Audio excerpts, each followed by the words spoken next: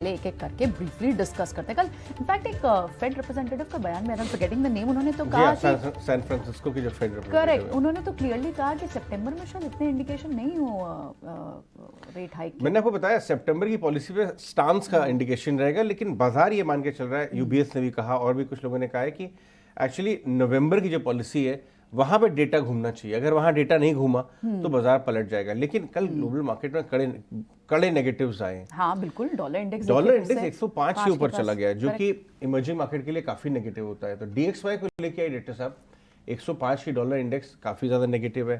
हमने देखा bond yields, ये देखिए ये डेटा बहुत इंपॉर्टेंट है, बॉन्ड यील्ड्स भी 4.2 से बढ़ के 4.27 यानी 4.3 के करीब पहुंच गई। बॉन्ड यील्ड के लिए ये 10-10 पैसा का जो मूवमेंट है ना, ट्रिलियन डॉलर का मूव कर देता है। इसको आप हल्के में ना लीजिएगा बिल्कुल भी। डॉलर इंडेक्स 105 के करीब पहुंच गई है। ब्रेंट $90, इमर्जिंग मार्केट, हम जैसे लोग, भारत जैसे मार्केट्स, इकोनॉमीज जो कि 90% अपनी क्रूड की रिक्वायरमेंट इंपोर्ट करते हैं, ग्लोबल क्यूज आज काफी नेगेटिव आए। इनफैक्ट यही नहीं, ऑस्ट्रेलिया का जीडीपी आया, बहुत मजबूत आया। तो कहीं ना कहीं ये चर्चा वापस बन रही है कि अभी तक जो कदम उठाए हैं ग्लोबल सेंट्रल बैंक में, शायद वो काफी नहीं है इन्फ्लेशन और डेटा को पूरी तरीके से काबू करने के लिए। इसीलिए आपने देखा कि ग्लोबल मार्केट में प्रेशर आया।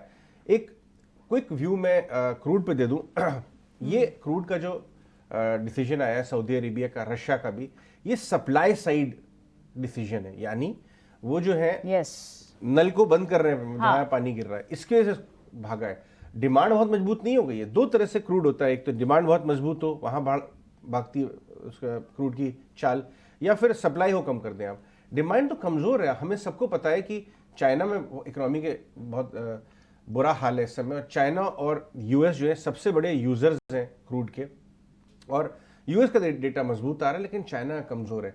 तो देखना ही होगा कि ये टेम्परेरी एडजस्टमेंट किया है बड़े सप्लायर्स ने अपना मार्केट शेयर और अपनी प्राइसिंग को गेन करने के लिए, किया कि ये परमानेंट क्रूड को ऊपर ले जा रहा है। मेरे हिसाब से ये एक टेम्परेरी एडजस्टमेंट है। उसका रीजन क्या है कि चाइना की जैसी बड़ी इकोनॉमी ने जब अपना डायरेक्शन चेंज किया है, वो इतनी जल्दी रिबाउंड करने वाली नहीं है। कितने भी स्टिमुलस आए, अगर आप देखिए जो कंजम्पशन है चाइना का, वो बहुत ज्यादा यहाँ से भागने वाला नहीं है। तो ये टेम्परेरी स्पाइक आप देख रही हैं। अब एडजस्ट करने के लिए अपना मार्केट शेयर, सऊदीया बड़ा प्लेयर है, रशिया भी बड़ा प्लेयर है, प्राइसिंग पिवट कर जाएंगे वापस $85, $88 के आसपास, ये मेरा अनुमान है। लेकिन हम आगे इस पे और चर्चा करेंगे। ग्लोबली ये 2-3 बातें बहुत इंपॉर्टेंट थी, क्रूड का भाग जाना, यील्ड्स और डॉलर इंडेक्स का भाग जाना, क्योंकि इन सारों चीजों का इमीडिएट इंपैक्ट इंडिया पे आता है। आज बॉन्ड यील्ड की, हमारी जो बॉन्ड यील्ड्स हैं वो भाग सकती हैं। ओके, ऑल राइट, ठीक है। तो ये तो हुई बात सारी ग्लोबल मार्केट्स की, और हमने ये देखा कि वहाँ से थोड़े साइंस है, लेकिन आप कह रहे हैं कि टेम्पररी हो सकता है,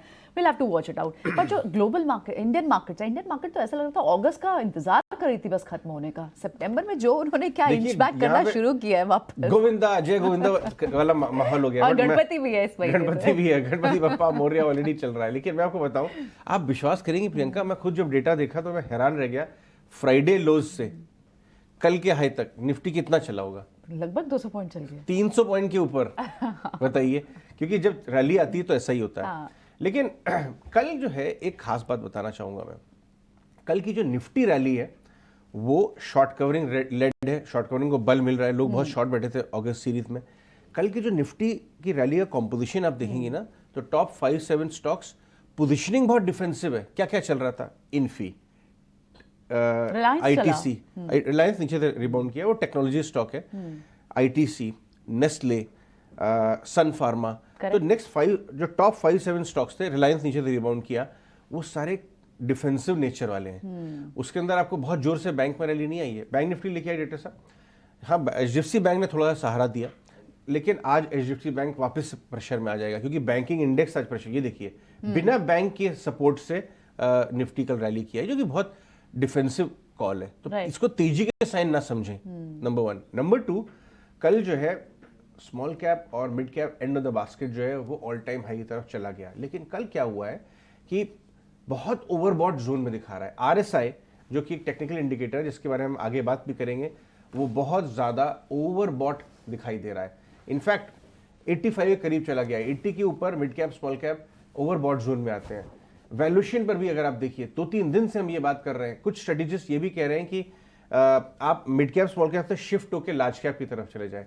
तो सबको पता है कि वैल्यूएशन बढ़ा हुआ है और आरएसआई भी ओवरबॉट हो गया टेक्निकली, तो क्यों चल रहा है मिड कैप स्मॉल कैप साहब? इसलिए क्योंकि लिक्विडिटी की जब ट्रेन आती है तो उसके सामने खड़े मत होइए आप, क्योंकि इस समय लिक्विडिटी की बहुत मजबूत फ्लो है एचएनआई से, जो काफ़ी हद तक इमोशनल बाइंग भी करते हैं। डोमेस्टिक फंड्स में बहुत ज़बरदस्त फ्लोज आ रहे हैं, आप देख रहे होंगे एसआईपी का सारा पैसा मिड कैप स्मॉल कैप में जा रहा है। तो फ्लोज बहुत अच्छे हैं, लिक्विडिटी बहुत स्ट्रांग है उस साइड में, इसलिए हम क्वेश्चन नहीं कर सकते हम कौन होते हैं सवाल पूछने वाले। लेकिन फैक्ट ये है कि डेटा बता रहा है मिड कैप स्मॉल कैप अब जो है ओवरबॉट जोन में चले गए। इसीलिए कई स्ट्रेटेजिस्ट 2-3 दिन से ये बात कह रहे हैं कि आप शिफ्ट करिए, लार्ज कैप स्टॉक चले नहीं है 2 महीने से, वहां चले जाइए जो नए चले हुए लार्ज कैप्स हैं, और मिड कैप स्मॉल कैप जो 3-4 गुना हो गए वहां से आप निकल लीजिए। और आज भी देखना ही होगा कि क्रूड की रैली कितना प्रेशर डालती है बाजार पे। एफआईएफ फ्लोज वापस घूम गए, $105 इंडेक्स भी एफआईएफ फ्लोज के ऊपर प्रेशर डालेगी।